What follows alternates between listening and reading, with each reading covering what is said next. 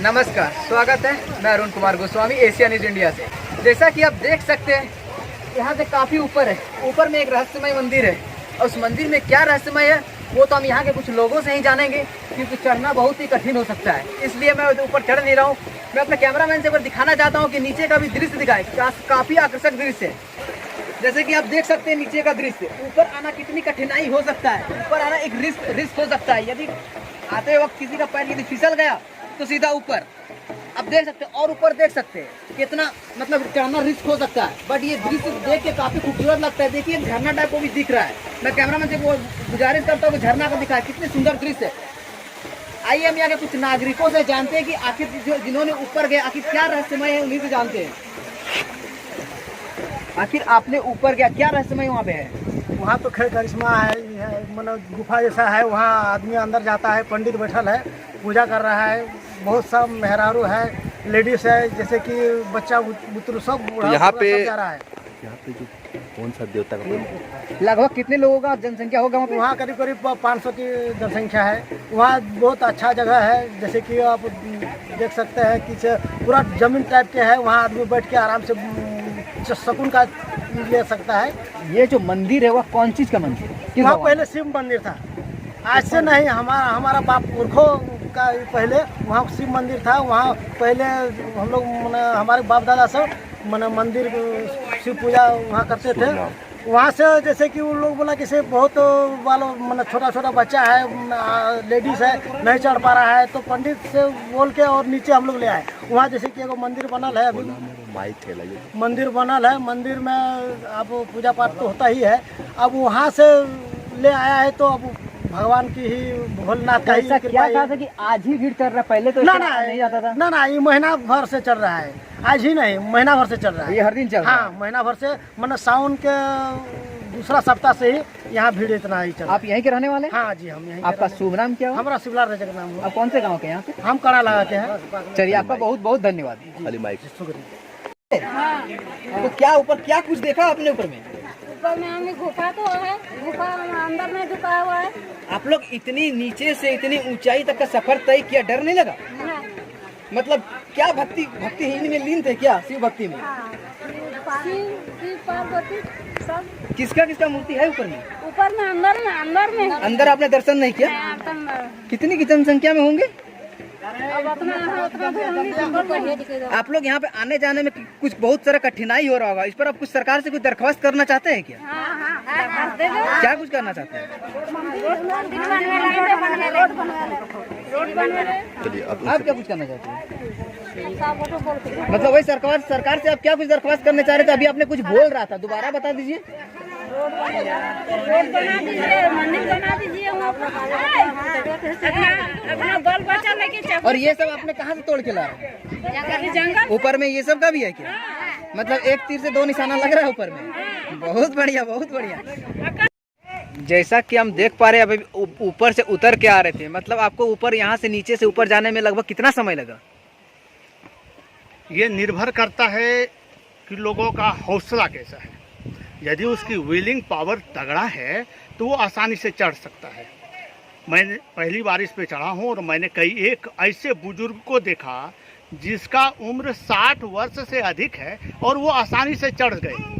लेकिन एक युवाओं को देखा जो कुछ रास्ते में जाके पूछ रहे थे कि और कितना दूर है, और वहाँ से वो लौट गए।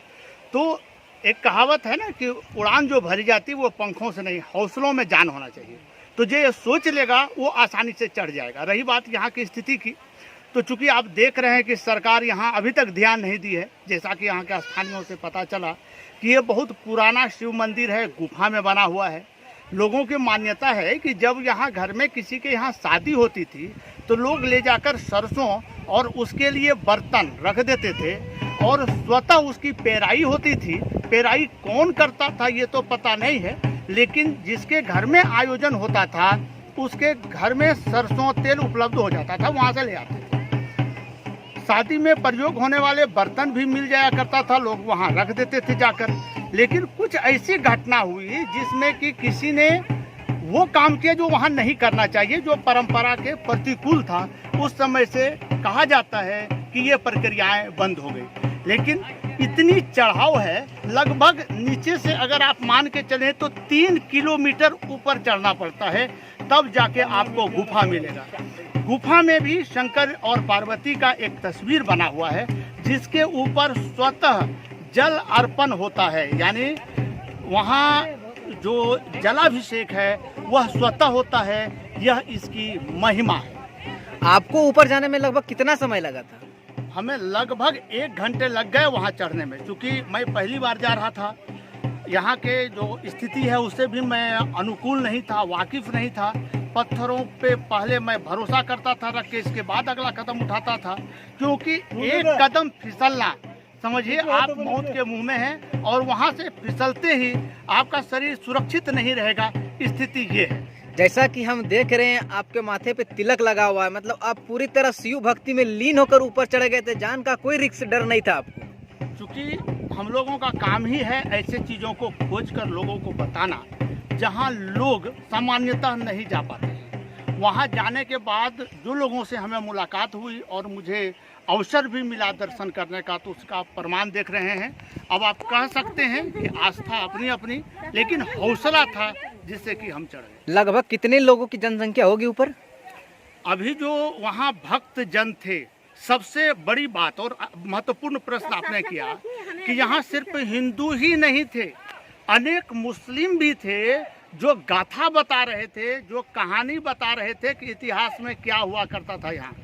अभी जब मैं वहाँ चढ़ा तो ऊपर में कम से कम तो 500 के संख्या में लोग थे, और आवागमन जारी है। जैसा कि आप देख रहे हैं, क्या वृद्ध, क्या बच्चे, क्या जवान, सब चढ़े जा रहे हैं। और कुछ ऐसे हैं जो अपने गोद में बच्चे को लेकर चढ़ जाते हैं। जहाँ आसान नहीं होता है खुद को संभालना, वहाँ बच्चे को लेकर चढ़ गए, तो कुछ ना कुछ तो दैवी शक्ति या प्राकृतिक शक्ति है यार। इसकी स्थिति इतनी जर्जर दिख रही है, तो क्या आप इस पर सरकार से कुछ बोलना चाहते हैं सरकार को?